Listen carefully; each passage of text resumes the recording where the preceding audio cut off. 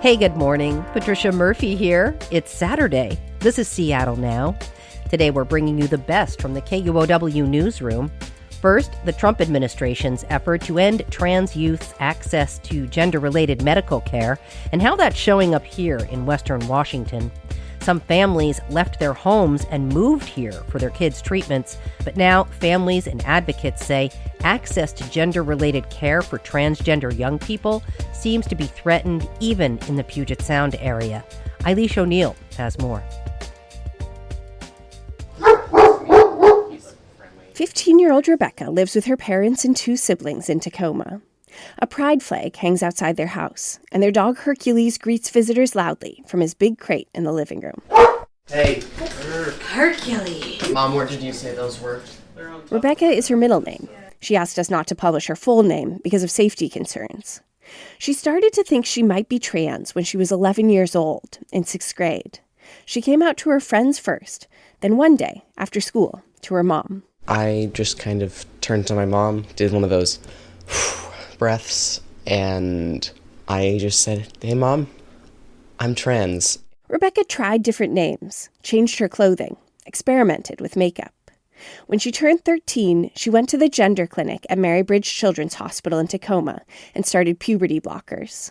But her parents didn't let her start on hormones, estrogen, for another year and a half. They were worried she might not have settled on her final identity. That was probably the longest year and a half of my life. It was hard, especially because 8th grade, that's like puberty's kicked in for most everybody. And seeing my peers looking as they do, if it weren't for my height, you'd think I could be a 6th grader. Finally, her parents gave her the go-ahead, and she learned to give herself the weekly injections. The first noticeable change was her face. The first time I looked in the mirror, and I didn't see a different person. When I first looked in the mirror and saw myself, it's a feeling that it's hard to describe. You came downstairs and you were kind of weepy. This is Rebecca's mom. Her middle name is Anne. And you said, "Mom, I saw me. I saw me today." And then I was kind of weepy. Marybridge Children's Hospital had one of two hospital-based pediatric gender clinics in the Puget Sound area. The other is at Seattle Children's. But in late January, Marybridge announced it was closing its clinic. It was heavy that day. What happened was this. In December, Robert F. Kennedy's health department proposed rules that would end all Medicaid and Medicare billing for hospitals that give gender-related treatments to transgender youth.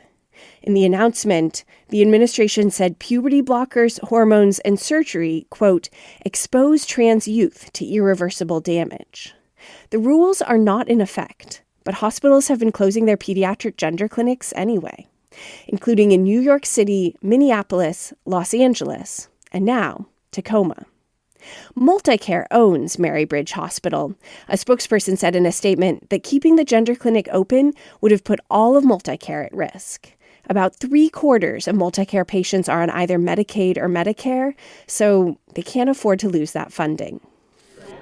It is frustrating that so many large institutions have complied in advance. HHS doesn't even need to follow through because people are already closing, so you're doing the work for them. This is a healthcare provider who works at a pediatric gender clinic in the Puget Sound region. I met them at a brewery in Seattle. This is not their voice. They asked for an actor to read their quotes for fear of losing their job or being targeted by anti-trans activists. They said things have changed over the last 6 months. I have definitely seen an increased sense of anxiety and worry that this healthcare might not exist 6 months down the road. Their patients are trying to stockpile medication in case anything changes. At this provider's clinic, some things are still the same. Both parents must still sign off on any gender-related care. Patients start with a mental health appointment. Then, youth whose blood tests show they've started puberty can start puberty blockers. Puberty blockers have been studied for decades around precocious puberty, and they are completely reversible. Then, when kids are at least 13 and a half years old, they can start on hormones. But even at this clinic, some things have changed. The clinic's patients used to be able to get on a wait list for surgery. And this is strictly top surgery. There are no genital surgeries being done on anyone under 18, and that's never been true. But now, the provider says, their employer no longer offers even top surgery to anyone under 19. The only way for teens to get any gender-related surgery is at small, private clinics. So this is Oasis. Tacoma's Oasis Youth Center is a community center for LGBTQ youth. And then our last room over here is our therapy room. So we provide therapy with LGBTQ competent therapists at no cost. Matthew Wilson is the center's director. He says some of their participants were getting health care at the Marybridge Gender Clinic. A youth that is 16 called us after they received the notice that they were not going to be able to receive care there anymore. It was so distressing to them. They felt very overwhelmed, confused. Wilson says some young people he talked to weren't sure how they'd find a new provider or get new prescriptions. Some of our youth were kind of in a state of panic of what to do next. So Wilson helped come up with a plan. He's not disclosing the details publicly, but a healthcare provider at another nonprofit will offer prescriptions to former Marybridge patients till they find a long-term solution. Having this chilling effect of trying to target a population and take away their health care will increase the mental health challenges that the community faces. This is life-saving care, and it needs to be available. As for Rebecca, she says she's going to be okay. Marybridge gave her 180 days of medication. That will get her to her 16th birthday, old enough to get care at Planned Parenthood. She left the middle school where she was bullied and attacked, and now she goes to an arts-focused high school where she says there are a lot of queer kids and everyone's accepting. I've really found a great community there. I have started to love singing. Singing in choir is my number one thing there.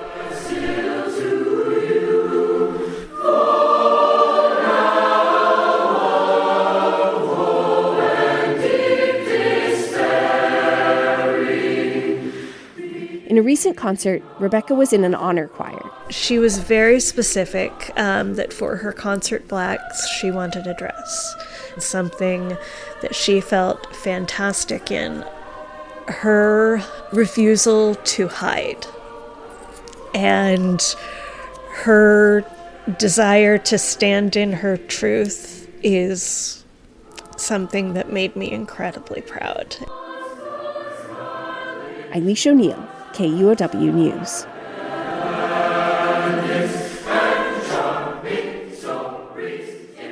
Next, a story about the proposed millionaire's tax in Washington state. Voters have rejected earlier attempts to pass income taxes, but now a majority of Democrats in Olympia think the time is right to tax the biggest earners. Scott Greenstone went to meet someone who might end up paying. Brian Kirshner's home is humble for a millionaire. Thin, tall, but doesn't stand out from the ones next to it. The splurges are mostly art.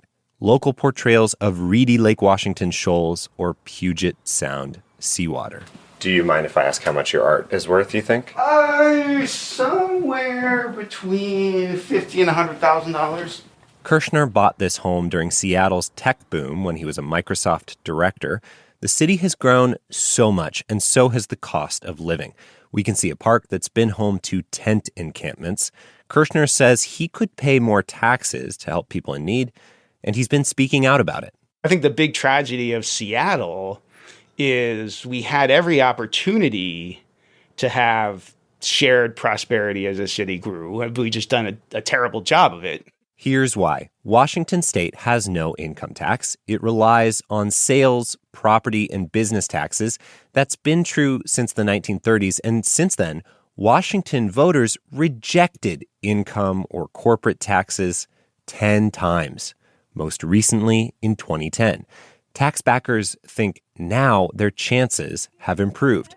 They rallied outside the state capitol in January. We have to fix our tax code, and we have to do it now. Democratic State Senator Emily Alvarado and others branded their proposal a millionaire's tax. If you make $1 million, you don't pay a dime. But every dollar over that, you pay just a little less than a dime, 9.9%. The tax passed the state Senate this week, with Republicans and 3 Democrats voting no. Similar proposals appear to have momentum in Virginia and Rhode Island. A petition drive in California would tax billionaires. Some of these states are facing budget holes from slow economic growth and federal budget cuts. Republican-led states, meanwhile, are cutting taxes.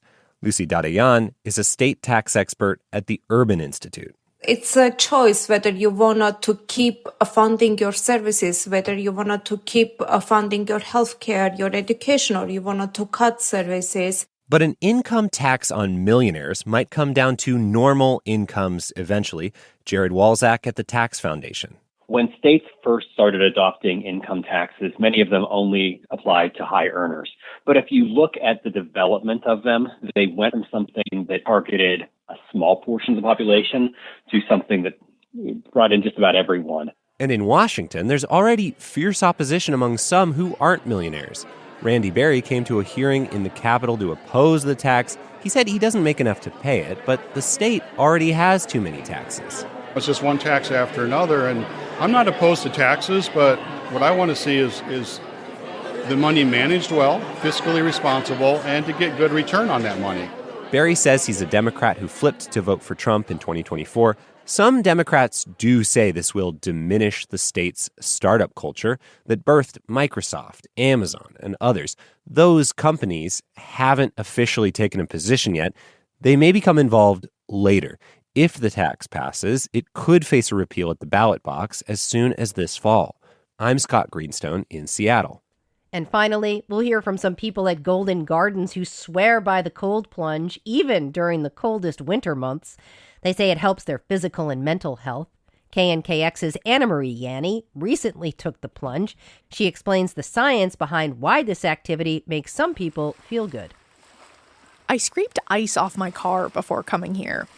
But fortunately for me and everyone else planning to enter the Puget Sound on this day, it's sunny.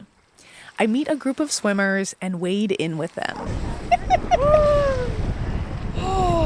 Madison Yamane, Andrew Lee, and Emily Osama are friends who met open water swimming. Yamane tells me if they swim for just 5 minutes today, they'll be happy. They're entering the water wearing bathing suits, swimming caps, and goggles. Yeah. Okay. The worst part is crotch and then boobs. For me, it's armpit. And then armpits. It's armpit. Yeah. Armpits are not so There's not a ton of research on cold plunging, but some limited small studies have found immersing in cold water helps with inflammation, stress, sleep. It can even boost people's immune systems and mood. I asked other plungers at Golden Gardens why they do it. 30-year-old Ben Schreck says he tries to dunk weekly and says it helps him stay in the moment. One of the things that I love about it so much, like even if there's stuff going on in my life, I get in and there's nothing else that I can think about other than the fact that it is so cold. Mallory Roth is wearing a knit hat as she wades bare-armed into the ocean. I was in a really stressful job when I started, and it was a way to have a ritual, have something to ground me. Chris McMullen is a sports medicine doctor at the University of Washington School of Medicine. And he says research shows physical benefits to cold plunging, like athletes using ice baths between big games. Reducing pain and inflammation to better prep that person for then competing again. Cold constricts our blood vessels, slowing blood flow to our skin and reducing swelling, soreness. But people also report mental health benefits, especially if they plunge on a regular basis. For example, Asama in the swimming group told me something I heard again and again. You just feel amazing after doing it. And it's hard when you first get in, but then when you get out, it's also hard. But then after you warm up, you just feel amazing the whole rest of the day. Dr. McMullen says the reason people like Asama feel so much better afterwards is backed by some research. A 2009 study tested women who had been plunging for weeks. not immediately following the cold immersion, but later on, there's potentially a little bit of a reduction in cortisol, which is seen traditionally as a stress hormone. And so there are often folks that report in the several hours after the cold plunge that they have this feeling of relaxation. At Golden Gardens, the swimmers ended up being in for over 20 minutes as I stood in the water, waist deep. How are your legs feeling? I can't feel them, which I guess is good. Dr. McMullen says, at the end of the day, scientists haven't totally pinned down what's behind the reported benefits of this practice. So one conclusion is that could be the cold water immersion, but another conclusion could be that that's exercise or being outside or being in a group of people and doing something you might enjoy. And there are risks to plunging in frigid water. Increasing heart rate and blood pressure. People with underlying conditions like cardiac issues, high blood pressure, or poor circulation might not want to do this. But if you do want to try it, McMullen says 30 to 60 seconds of cold plunging is plenty for people just starting out. Go with friends and bring warm clothes for after. I'm Anna Marie Yanni reporting. Ooh, this is the first time I've shivered in a long time after open water swimming. Appreciate you listening to Seattle Now, and thanks to our generous donors for your support. When you're done with your cold plunge, why not take a minute to rate and review Seattle Now on your favorite podcast app? Our production team includes Caroline Chamberlain Gomez, Vaughn Jones, Brooklyn Jamerson Flowers, Andy Hurst, and Paige Browning. Greg Kramer does our theme music. Seattle Now and KUOW Public Radio are members of the NPR network. I'm Patricia Murphy. See you soon.